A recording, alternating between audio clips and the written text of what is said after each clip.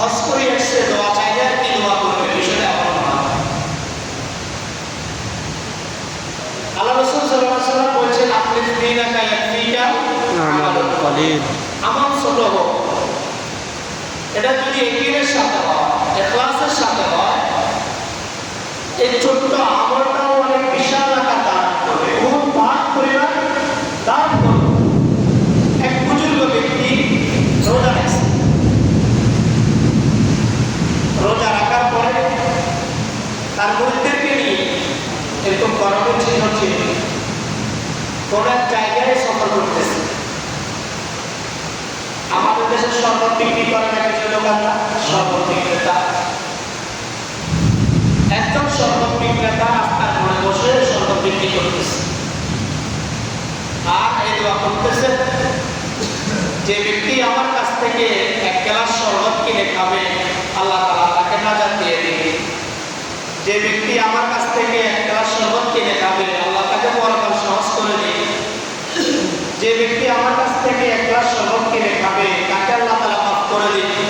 এরকম দোয়া করতেছে কে? শরবত বিক্রেতা। এই আল্লাহর ওলি বুজুর্গ মানুষ রোজা রাখছেন, নফল রোজা। এই দোয়াগুলো করতেছে, শোনার পরে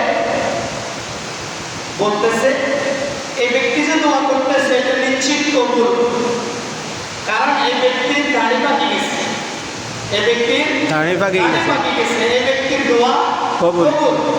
আমার রোজা কবুল হবে কি হবে না এটা সন্দেহ আছে, কিন্তু এই ব্যক্তির দোয়া যে কবুল হবে এটা তো কোনো সন্দেহ নাই। অর্থাৎ আমার নফল রোজার চেয়ে এই ব্যক্তির দোয়া নেওয়া আমার জন্য বেশি দরকার। এই নফল রোজার ব্যক্তিকে শরবত কি রেখেছে কি জন্য? নাজাত পাওয়ার পরকালে নাজাত পাওয়ার। আল্লাহ রাসূল সাল্লাল্লাহু আলাইহি ওয়াসাল্লাম বলেন, কোন ব্যক্তি যে ব্যক্তি দানে পাঠিয়েছে, একটা দাঁড়িয়ে পাচ্ছে, সে মানে সে তো ধন্য ব্যক্তি। কি জন্য? দাড়ি পাল্লা লোককে আল্লাহ নিজে সম্মান করে, আর আল্লাহ যাকে সম্মান করে তার জবান দিয়ে যেটা বাইরে হবে সেটা আল্লাহ তাআলা কাছে গ্রহণ করে। আমরা তো যারা দাড়ি পাঠিয়েছে, কিন্তু দাড়ি রাখি না, থাকি অবস্থা, তার অবস্থায় গতি হবে না।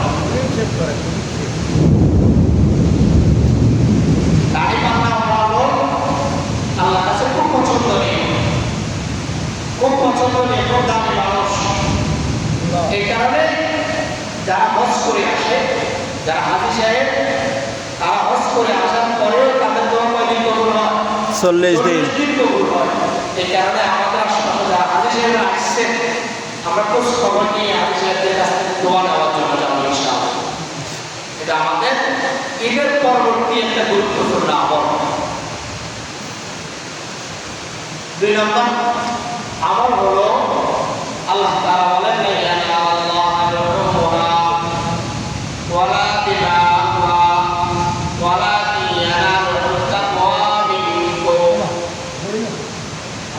তোমরা যে কোরবানি করছো পশু জন্মের বিষয়, তোমাদের এই কোরবানি রক্ত মাংস এগুলো কোনো কিছুই আমার কাছে পুষবে না।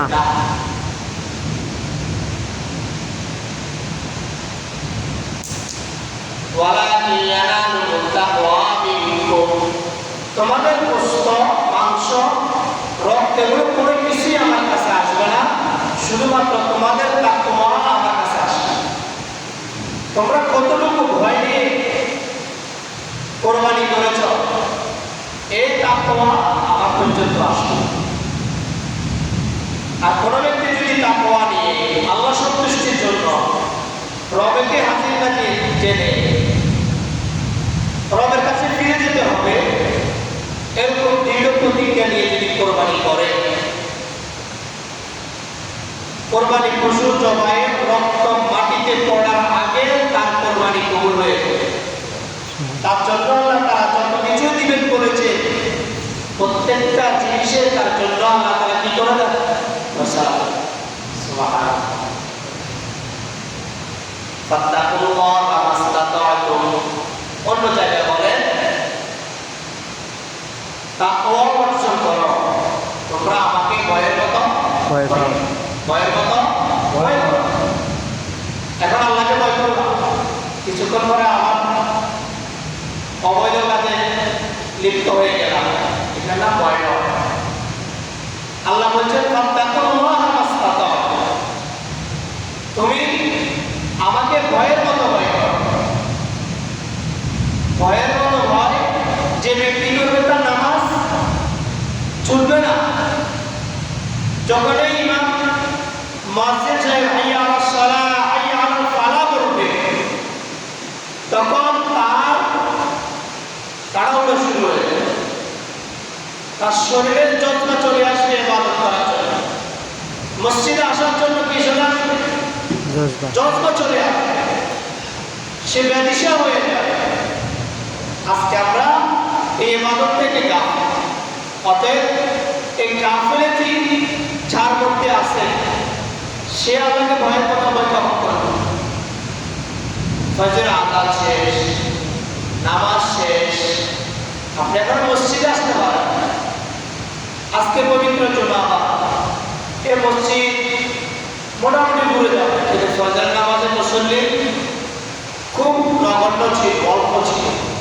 তাহলে সবাইকে রক্ষা করার মতো ভয় করে, আল্লাহকে আল্লাহর জায়গায় কি ভয় করছে? ভয় করে। আল্লাহ যেভাবে ভয় করতে বলেছেন সেভাবে ভয় না করার কারণে, সে ভয় আমাদের দিলে না থাকার কারণে আমরা ইবাদত থেকে দূরে।